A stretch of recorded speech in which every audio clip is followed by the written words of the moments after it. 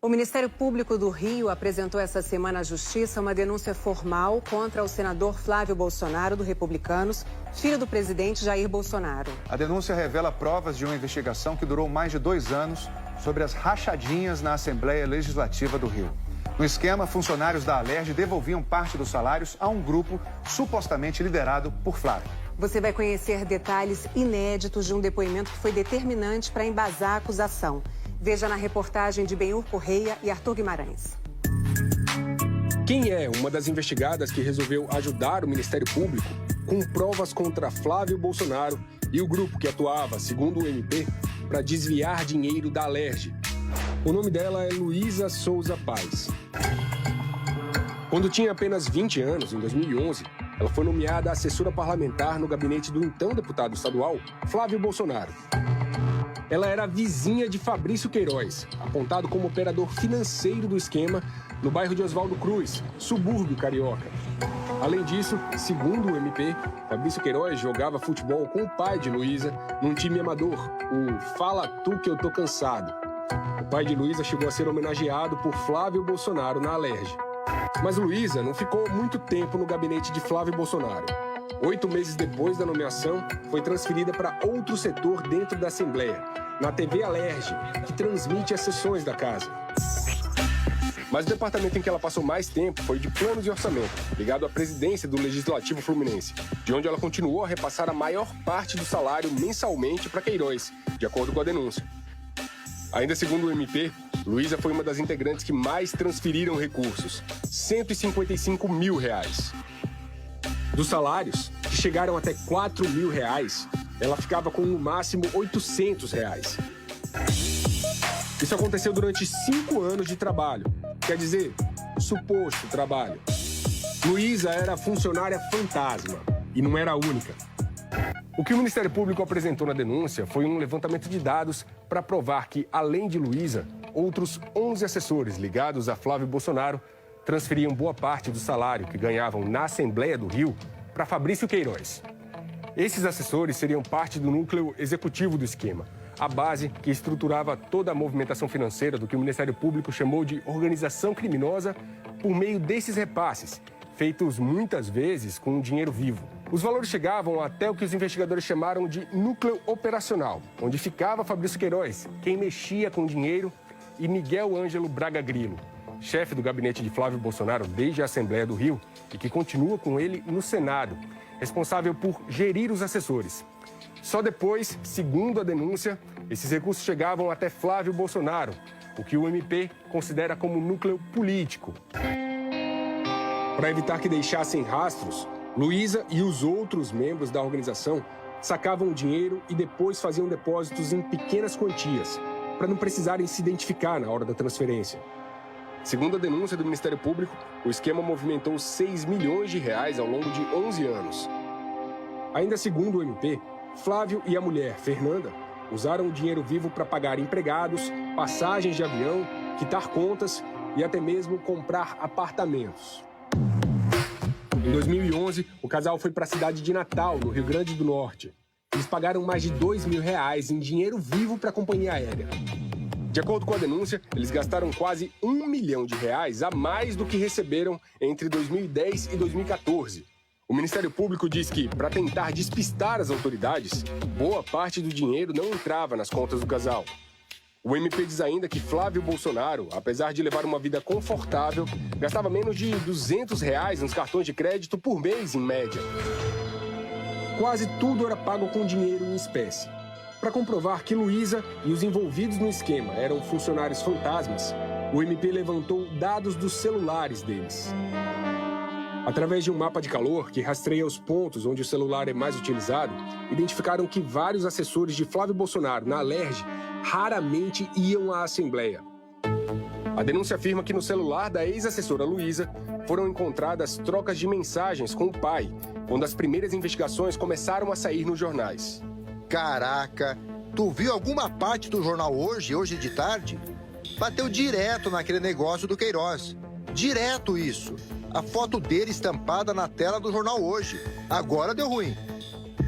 Ao saber que também era alvo das investigações, relata o MP, Luísa perguntou ao pai sobre o que fazer com os recibos de depósitos feitos a Fabrício Queiroz e falou sobre encontros com o advogado de Queiroz e também com o então advogado de Flávio Bolsonaro, Luiz Gustavo Boto Maia. Boto Maia também era funcionário da Assembleia do Rio no gabinete de outro deputado e, segundo o Ministério Público, atuou junto com Queiroz, orientando diversos envolvidos no esquema da rachadinha para que não comparecessem aos depoimentos e combinassem as versões que seriam contadas às autoridades. A denúncia revela que, nas mensagens no celular de Luísa, o pai dela demonstra preocupação com a situação da filha. Contanto que te tire disso e esqueça isso de uma vez.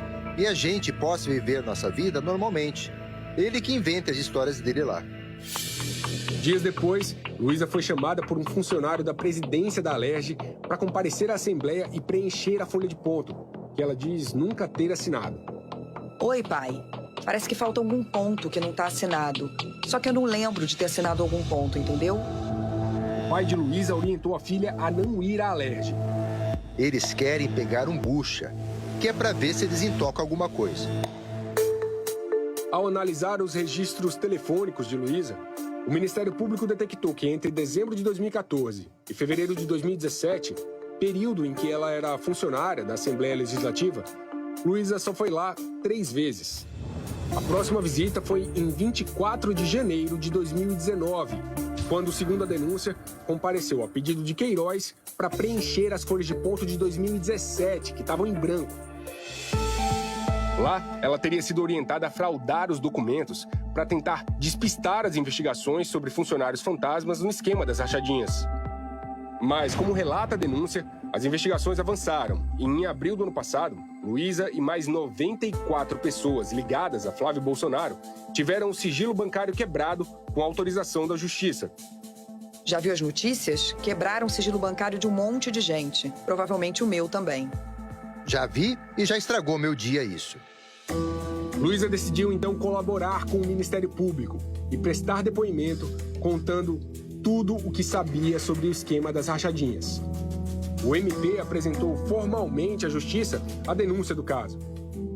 No documento estão provas levantadas ao longo de 2 anos de investigações e que, segundo o Ministério Público, mostram os desvios de dinheiro, a existência de funcionários fantasmas e uma série de outros elementos que apontam Flávio Bolsonaro como o suposto chefe de uma organização criminosa dentro da Assembleia Legislativa do Rio de Janeiro. Além dele, de Fabrício Queiroz e da ex-assessora Luísa, outras 14 pessoas são alvo da denúncia. Entre elas, a mulher e a mãe do ex-PM Adriano da Nóbrega, acusado de comandar um grupo de extermínio e ter ligação com a milícia do Rio, morto numa operação policial na Bahia em fevereiro deste ano. Na denúncia, Adriano é apontado como membro da suposta organização criminosa e que teria feito repasses que chegariam a R$400 mil para Queiroz. Se a denúncia for aceita pela Justiça, todos vão se tornar réus e podem responder pelos crimes de lavagem de dinheiro, organização criminosa e peculato, que é o desvio de dinheiro público. As penas podem chegar até 12 anos de prisão. Flávio Bolsonaro, que na época dos crimes era deputado estadual, hoje é senador da República. Além das penas pelos crimes, o MP também pede que, ao terminar o processo, o senador perca o cargo.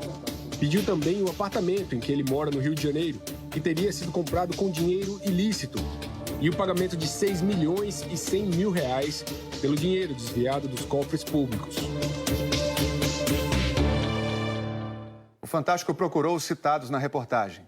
Em nota, a defesa da ex-assessora Luísa Souza Paes disse que ainda não foi notificada da denúncia e que não vai comentar o caso. A defesa de Fabrício Queiroz disse que as acusações não correspondem à verdade e que a inocência dele será devidamente demonstrada. A defesa de Miguel Ângelo Braga Grilo, Fernanda Bolsonaro e do senador Flávio Bolsonaro disse que a denúncia não passa de uma crônica macabra e mal engendrada e que vai se manifestar na justiça assim que for notificada.